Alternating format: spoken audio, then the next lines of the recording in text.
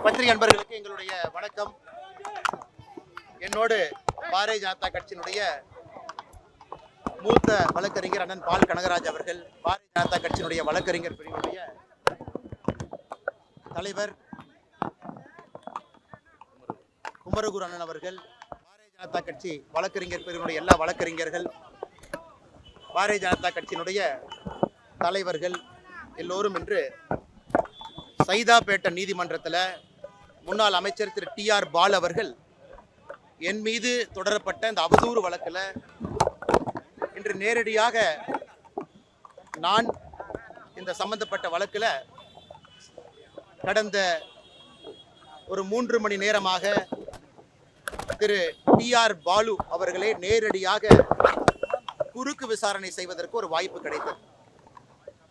அதற்கு உறுதுணையாக இருந்த நம்முடைய எல்லா வழக்கறிஞர் பெருமக்களுக்கும் முதல் என்னுடைய நன்றிகளை தெரிவித்துக் கொள்கின்றேன். அதே போல நான் திராவிட முன்னேற்ற கழகத்தினுடைய அமைப்பு செயலாளர் திரு RS பாரதி அவர்கள் மீது தொடுத்திருந்த அவதூறு வழக்கு இன்று RS பாரதி அவர்கள் வராத காரணத்தினால அடுத்த ஒரு தேதிக்கு மாற்றப்பட்டிருக்கிறது. எப்பொழுதும் சொல்வதைத்தான் இன்றும் சொல்லுகின்றேன். இந்தியாவில் குறைந்தபட்சமான வழக்கில் மட்டும்தான் அந்த வழக்கு சம்பந்தப்பட்டவங்க வழக்கை எடுத்து நேரடியாக வாதிடுவார்கள். எனக்கு திராவிட முன்னேற்ற கழகம் செய்திருக்கக்கூடிய ஊழல், நாங்கள் வெளியிட்டிருக்கக்கூடிய DMK ஃபைல்ஸ் பார்ட் 1 பார்ட் 2, திரு TR பாலு அவர்கள் மீது நான் சுமத்தியிருக்கக்கூடிய குற்றம் அனைத்தின் மீதும் நம்பிக்கை இருக்கின்ற காரணத்தினால நேரடியாக நம்முடைய மூத்த வழக்கறிஞர் திரு பால் கனகராஜ் அவர்களுக்கு கொடுத்திருந்த அபிடவிட்டை வித்ட்ரா பண்ணி நானே நேரடியாக இந்த கேஸில் ஒரு சாமானிய மனிதனாக இன்று ஆஜராகி வாதிட்டேன். அது அவருக்கு 2 காலுக்கு விமானம் இருந்த காரணத்தினால அவங்க குறுக்கு விசாரணை 3 மணி நேரத்திற்கு பிறகு மறுபடியும் இன்னொரு புதிய தேதி வேண்டும் என்ற காரணத்தினால இன்று குறுக்கு விசாரணை ஒத்திவைக்கப்பட்டிருக்கிறது. தொடர்ந்து நானே இந்த வழக்கில் நம்முடைய மூத்த வழக்கறிஞர்களுடைய உறுதுணையில் இந்த வழக்கை வாதாட இருக்கின்றேன். நிச்சயமாக திராவிட முன்னேற்ற கழகத்திற்கு இந்த வழக்கு மூலமாக ஒரு பாடத்தை புகட்டுவோம் என்கின்ற முழு நம்பிக்கை எங்களுக்கு இருக்கு. அது மட்டும் இல்லை, சாமானிய மனிதர்கள் நம்முடைய உரிமைக்காக நாம் பேசும் பொழுது நம்முடைய வழக்கை நாமளே கோர்ட்டில் எடுத்து வாதாட முடியும் என்பதற்கும் இன்னைக்கு கோர்ட்டில் நடந்த சம்பவம் ஒரு சாட்சியாக இருக்குது. எவ்வளவு பெரிய மனிதர்களாக எப்படிப்பட்ட பொறுப்பில் இருந்தாலும் கூட எந்த ஒரு சாமானிய மனிதனும் தன்னுடைய சொல்லியிருக்கக்கூடிய குற்றச்சாட்டின் மீது நம்பிக்கை இருக்கும் பட்சத்தில் நாம் வாதாடலாம் அப்படிங்கிறது தான் நாங்கள் இன்று செய்திருக்கின்றோம், தொடர்ந்து செய்வோம். எனக்கு பத்திரிகை நண்பர்களுக்கு இந்த வழக்கு சம்பந்தமான அப்டேட், ஏன்னா என்ன கிராஸ் கொஸ்டின் பண்ணோம், என்ன பதில் சொன்னார், என்ன கேள்வி கேட்டோம் அப்படிங்கிறது இப்போ நான் சொன்னால் அது சப்ஜுடிஸ் மேட்டருங்கிறனால நான் பேச முடியாது. அதனால் முழுமையாக முடித்த பிறகு அது உங்களுக்கு பொதுவெளியில் நான் கேட்டிருக்கக்கூடிய எல்லா கேள்விகளும், சேது சமுத்திர கெனால் ப்ராஜெக்டிலிருந்து, சாராய ஆலையிலிருந்து, குடும்பம் நடத்தக்கூடிய நிறுவனத்திலிருந்து, இன்று அவர் கோர்ட்டுக்கு வந்த கார் எந்த நிறுவனத்தினுடைய பெயரில் இருக்கு, அவருடைய அஃபிடவிட், வாங்கியிருக்கக்கூடிய கடன், இது சம்பந்தமான எல்லா கேள்விகளையும் கூட இன்று கேட்டிருக்கின்றோம். அடுத்து வரக்கூடிய குறுக்கு விசாரணையின் பொழுது இன்னும் நிறைய கேள்விகளை கேட்க இருக்கின்றோம். அதனால் பத்திரிகை நண்பர்களுக்கு வேற கேள்வி இருக்குதுன்னா கேளுங்கண்ணே, பதில் சொல்றோம். ஏங்கண்ணே, கேள்வி இருக்கா? சொல்லுங்கண்ணே. ஐயா, அவருடைய கிராஸ் எக்ஸாமினேஷன் கண்டினியூ ஆகுதுங்க ஐயா. 2 காலுக்கு விமானம் இருப்பதாக அவருடைய வழக்கறிஞர் அவர்கள் நீதிமன்றத்தில் சொன்னாங்க. அவங்க கேட்டுக்கொண்டதன்படி ஒரு புதிய தேதி கேட்டிருக்கிறாங்க. அந்த புதிய தேதியில் மறுபடியும் அந்த கிராஸ் எக்ஸாமினேஷன் குறுக்கு விசாரணை கண்டினியூ ஆகும் ஐயா. அவருக்கு மார்ச் முழுவதுமே பாராளுமன்றம் இருக்கின்ற காரணத்தினால அவர்கள் நீதியரசரின் முன்பு பாராளுமன்றம் முடிந்த தேதியை கேட்டிருக்கிறாங்க. ஏப்ரல் முதல் வாரத்தில், ஏப்ரல் 7ஆம் தேதி அந்த தேதி கொடுத்துருக்குறாங்க. ஏப்ரல் 7ஆம் தேதி அண்ணா. RS பாரதி அவர்கள் அவர்களுடைய தேதி எப்பண்ணா? மார்ச் 10ஆம் தேதி அவருடைய வழக்கு அன்னைக்கு நடக்குங்க. ஆமாங்க அண்ணா. அண்ணா கேள்வி அண்ணா கொஞ்சம் சத்தமா கேளுங்கண்ணே.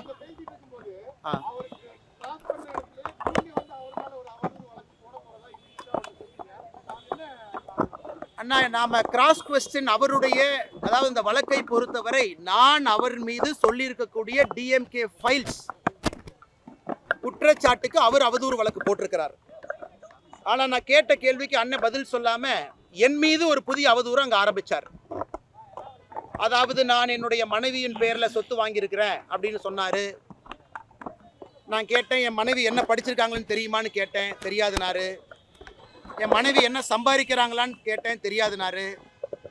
என் மனைவி மல்டிநேஷனல் கம்பெனியில் வேலை பார்க்குறாங்களான்னு தெரியுமான்னு கேட்டேன், தெரியாதுனாரு. நாங்கள் வாங்கியிருக்கக்கூடிய சொத்து முழுவதும் வருமான வரித்துறை கட்டி வாங்கப்பட்ட சொத்துன்னு கேட்டேன், தெரியாதுனாரு. ஃபைனான்ஸில் கடன் வாங்கி சொத்துக்கு வாங்கியிருக்கோம், டாக்குமெண்ட்டை பார்த்தீங்களான்னு கேட்டேன், தெரியாதுனாரு. என்னுடைய மனைவி நான் வாங்கிய கடன் எல்லாம் சேர்ந்து அந்த சொத்தை வாங்கியிருக்கிறோம், தெரியுமான்னு கேட்டேன், தெரியாதுனாரு. எதையுமே தெரியாம நான் ஏதோ ஊழல் செய்து, எந்த ஒரு பொது வாழ்க்கையிலும் இல்லாத நான் ஊழல் செய்து ஒரு சொத்தை வாங்குறேன்னு சொன்னாரு. அதற்காக கிராஸ் எக்ஸாமினேஷன் நடக்கும் பொழுதே அதை நீதியரசரிடம் பதிவு செய்துவிட்டு நாளை அவர் மீது மற்றும் ஒரு புதிய அவதூறு வழக்கை நாங்கள் தொடுக்க இருக்கின்றோம். எங்களுடைய வழக்கறிஞர்கள் அண்ணன் குமரகுரு அவர்கள் வழக்கறிஞருடைய தலைவராக இருக்கிறாங்க. அவர் அனுமதி வாங்கி அண்ணன் பால் கனகராஜ் அவர்கள் என்னுடைய மூத்த வழக்கறிஞர், அவர் இந்த அவதூறு வழக்கை மற்றும் தொடுக்க போறோம். அதனால் இந்த கேஸை பொறுத்த வரைக்கும் நாங்கள் விடப்போவது கிடையாது. நான் அந்த அவதூறு வழக்கில் சொத்தை எப்படி வாங்கணும், எங்களுடைய பேங்க் அக்கௌண்ட்ல நானும் என் மனைவியும் திருமணத்திற்கு பிறகு 15 ஆண்டுகளில் எவ்வளவு சம்பாதிச்சிருக்கோம், என்னுடைய மனைவி எந்த நிறுவனத்தில் ஐஏஎம் பெங்களூர்ல படித்த பிறகு மும்பையில், பெங்களூர்ல, சென்னையில் வேலை பார்த்த நிறுவனத்தில் வாங்கியிருக்கக்கூடிய சம்பளம், எக்ஸ்ட்ரா நாங்கள் வாங்கிய கடன் அனைத்தையும் அந்த அவதூறு வழக்கின் பொழுது பொதுவெளியில் வெளியிட இருக்கின்றோம். அதே போல இன்னொன்று சொன்னாரு, நான் சென்னையிலே தங்கியிருக்கின்ற காரணத்தினால நண்பர்கள் வந்து இந்த டிஎம்கே ஃபைல்ஸ்ல சொல்லியிருந்தேன் வீட்டு வாடகை கொடுக்குறாங்க அப்படின்னு. அதையும் ஒரு அவதூறாக சொன்னார். அதுக்கு நான் பதில் சொன்னேன். நான் சென்னையில் இருப்பது பாரதிய ஜனதா கட்சியினுடைய மாநில தலைவர் என்கின்ற பொறுப்பினால் மட்டும்தான் இருந்தேன். எனக்கு சென்னையில் பிஸ்னஸோ எதுவும் கிடையாது. கட்சி பொறுப்புக்காக கோயம்புத்தூர், கரூர்ல இருந்து சென்னைக்கு வந்தேன். அப்ப கட்சிக்கும் நம்முடைய வீட்டுக்கும் இருக்கக்கூடிய தொடர்பு, கட்சிக்கு என்னுடைய நண்பர்கள் யாரெல்லாம் எனக்கு சார்பாக கட்சிக்கு பணம் கொடுத்துருக்குறாங்க, அந்த பணத்தை கட்சி எப்படி எனக்கு பேங்க் அக்கௌண்ட்ல செலவு பண்ணியிருக்காங்க, எல்லாத்தையும் அந்த அவதூறு வழக்கில் கொண்டு வர போறோம். நான் ஜென்ரலாக யாராச்சும் பேசினா அவதூறு வழக்கெல்லாம் நான் போடவே மாட்டேன். ஆனால் இதில் டிஆர் பாலு அவதூறு வழக்கு போட்டதில் நான் இன்னைக்கு ஆஜராகி கேள்வி கேட்கிறப்ப மறுபடியும் தப்பிப்பதற்காக ஒரு புது அவதூறை சொன்னதற்காக அவர் மீது மற்றும் ஒரு அவதூறு வழக்கை தொடுக்க இருக்கின்றோம். அதில் எல்லாம் வெளியே வரட்டும். நான் ஏற்கனவே டிஎம்கே பார்ட் ஃபைல்ஸ் வெளியிட்ட பொழுது கடந்த 20 ஆண்டுகளாக என்னுடைய மொத்த சொத்து பட்டியலை வெளியிட்டோம். இந்த முறை டிஆர் பாலு அவர்கள் மீது தொடுக்கக்கூடிய அவதூறு வழக்கின் பொழுது நானும் என்னுடைய மனைவியும் நான் அரசியலுக்கு வந்த பிறகு வாங்கிய சொத்துக்கள் ஏதாவது இருந்தால், ஒரு விவசாய நிலம் வாங்கியிருக்கிறோம், அந்த விவசாய நிலத்திற்கு பணம் எங்கிருந்து வந்தது எல்லாம் பொதுப்படையில் இருக்கும். கடன் வாங்கியிருக்கிறோமா 2.5 கோடி ரூபாய் கடன், அதுவும் பொதுப்படையில் இருக்கும்.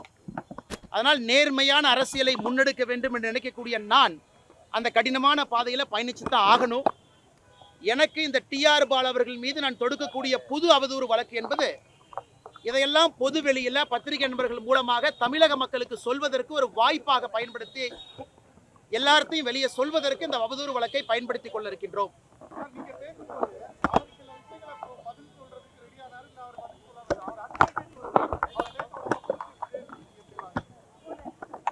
அண்ணா, ஒரு மூத்த தலைவர் அவர்கள் அவரே சொல்லியிருக்கிறார், நான் திராவிட முன்னேற்ற கழகத்தில் 58 ஆண்டுகளாக உறுப்பினராக இருக்கிறேன். 68 ஆண்டுகளா? நாங்கள் நிறைய கேள்விகள் கேட்டோம். எதற்கு தஞ்சாவூரில் வடசேரி பகுதியில் உங்கள் மீது 14 ஆண்டுகளாக தொடர்ந்து கருப்பு தினமாக வடசேரி மக்கள் அந்த பகுதியில் கருப்பு தினத்தை அனுசரிக்கிறாங்க, எதற்காக வேறு வேறு தலைவர்கள் உங்கள் மீது நீங்கள் கப்பல் வாங்கியதெல்லாம் சொன்னாங்க, அவங்க மீதெல்லாம் அவதூறு வழக்கு தொடுத்தீங்களா?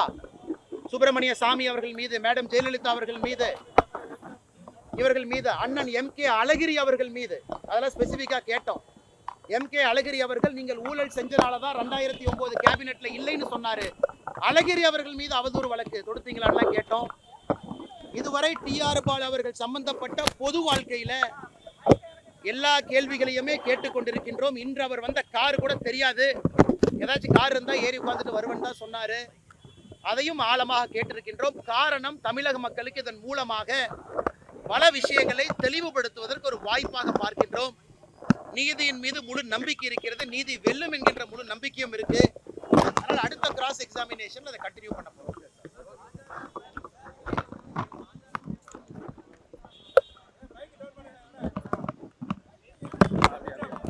ஆனா இதை நான் முன்னு பின்னு பேசுற ஆள் நான் கிடையாது. இதற்கு கோயம்புத்தூர் சட்டமன்ற உறுப்பினர், தெற்கு தொகுதி சட்டமன்ற உறுப்பினர், பாரதிய ஜனதா கட்சியினுடைய மகளிர் அணி அகில இந்திய தலைவி, அவங்க மகளிர் அணியினுடைய அகில இந்திய தலைவி திரு வானதி அவர்கள் வருத்தம் தெரிவித்த பிறகு இந்த பிரச்சனை முடிந்ததாகத்தான் நான் நினைக்கின்றேன். காரணம், ஒரு பாரதிய ஜனதா கட்சியினுடைய அகில இந்திய மகளிர் அணி தலைவி ஒரு கருத்து சொல்றாங்கன்னா அது கட்சியினுடைய கருத்து தான். அதன் பின்னாடி அண்ணாமலை என்ன, நீங்க என்ன சொல்றீங்க, அவங்க என்ன சொல்றாங்க, அவங்க என்ன சொல்றாங்கன்னு சொன்னாலும் கூட அகில இந்திய மகளிர் அணியினுடைய தலைவியினுடைய கருத்து வருத்தம் தெரிவித்த பிறகு அது கட்சியினுடைய அதிகாரப்பூர்வ கருத்தாகத்தான் நான் பார்க்கின்றேன். அதற்கு மேல நான் எதுவும் பேச விரும்பல.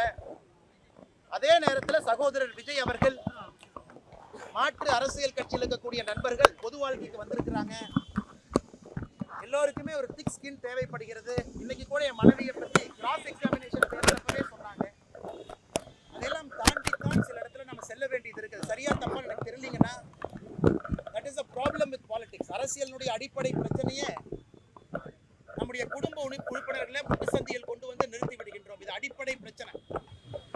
அதனால் திரு விஜய் அவர்களாக இருக்கட்டும், எல்லா தலைவர்களாக இருக்கட்டும், பக்குவப்பட்டு இது எல்லாம் கடந்து போவார்கள் என்ற நம்பிக்கை. அதே நேரத்தில் நயினாரண்ணை பொறுத்த வரைக்கும் உங்களுக்கு தெரியும், மூத்த அரசியல்வாதி, ரொம்ப பக்குவப்பட்ட அரசியல்வாதி, அமைச்சராக இருந்திருக்கின்றார்கள். நீண்ட நெடிய அரசியல் பயணம் அவருக்கு இருக்கு. ஆனால் பத்திரிகை நண்பர்களுக்கு என்னுடைய அன்பான வேண்டுகோள், அகில இந்திய மகளிர் அணி தலைவி கட்சியின் சார்பாக வருத்தம் தெரிவித்ததோடு இந்த பிரச்சனை முடிந்ததாக நான் நினைக்கின்றேன். மற்ற அரசியல் கட்சி தலைவர்களும் கூட இன்னைக்கு நம்முடைய கொள்கை என்ன, திராவிட முன்னேற்ற கழகத்தை வீழ்த்த வேண்டும் என்கின்ற ஒற்றை கொள்கையில் இருக்கும் பொழுது அட்டென்ஷனை ஷிஃப்ட் ஆகாம அந்த வேலையை மட்டும் நாம் செய்வோம் என்பது என்னுடைய தாழ்மையான ஒரு கருத்தாக உங்கள் முன்பு நான் வைக்கின்றேன்.